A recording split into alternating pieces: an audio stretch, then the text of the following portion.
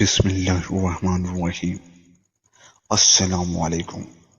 آج پھر حاضر ہوا ہوں ایک اور کہانی کے ساتھ، مگر آگے بڑھنے سے پہلے ہمارے چینل کو سبسکرائب کر لیں۔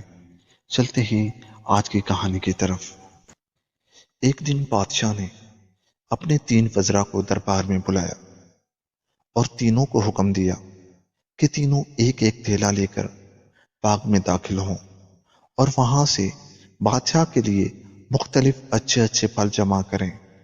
وزراء بادشاہ کے اس عجیب حکم پر حیران رہ گئے اور تینوں ایک ایک تھیلا پکڑ کر الگ الگ باغ میں داخل ہو گئے۔ پہلے وزیر نے کوشش کی کہ بادشاہ کے لیے اس کی پسند کے مزیدار اور تازہ پھل جمع کرے، اور اس نے کافی محنت کے بعد بہترین اور تازہ پھلوں سے تھیلا بھر لیا۔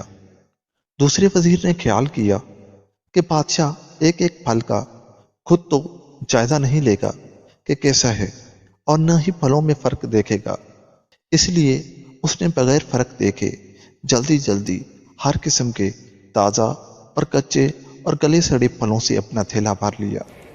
اور تیسرے وزیر نے سوچا کہ بادشاہ کی توجہ صرف تھیلے کے بھرنے پر ہوگی، اس کے اندر کیا ہے اسے بادشاہ نہیں دیکھے گا۔ یہی سوچ کر وزیر تھیلے میں گھاس پھوس اور پتے بھر لیے اور محنت سے بچ گیا اور وقت بچایا۔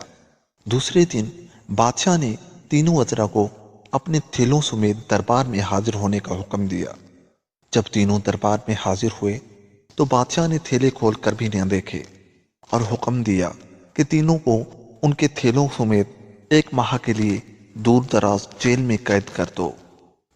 اب اس دور دراز جیل میں تینوں کے پاس کھانے پینے کے لیے کچھ نہیں تھا سوائے اس تھیلے کے جو انہوں نے جمع کیا تھا۔ اب پہلا وزیر جس نے اچھے پھل چن کر جمع کیے تھے وہ مزے سے اپنے انہی پھلوں پر گزارا کرتا رہا، یہاں تک کہ 1 ماہ بآسانی گزر گیا۔ اور دوسرا وزیر جس نے بغیر دیکھے تازہ خراب تمام پھل جمع کیے تھے، اس کے لیے بڑی مشکل پیش آئی۔ کچھ دن تو تازہ پھل کھا لیے، لیکن پھر کچے اور گلے سڑے پھل کھانے پڑے، جس سے وہ بہت زیادہ بیمار ہو گیا اور اسے بہت تکلیف اٹھانی پڑی۔ اور تیسرا وزیر جس نے اپنے تھیلے میں صرف گھاس پھوس ہی جمع کیا تھا، وہ کچھ دن بعد ہی بھوک سے مر گیا، کیونکہ اس کے پاس کھانے کو کچھ نہ تھا۔ اب آپ اپنے آپ سے پوچھئے، آپ کیا جمع کر رہے ہیں؟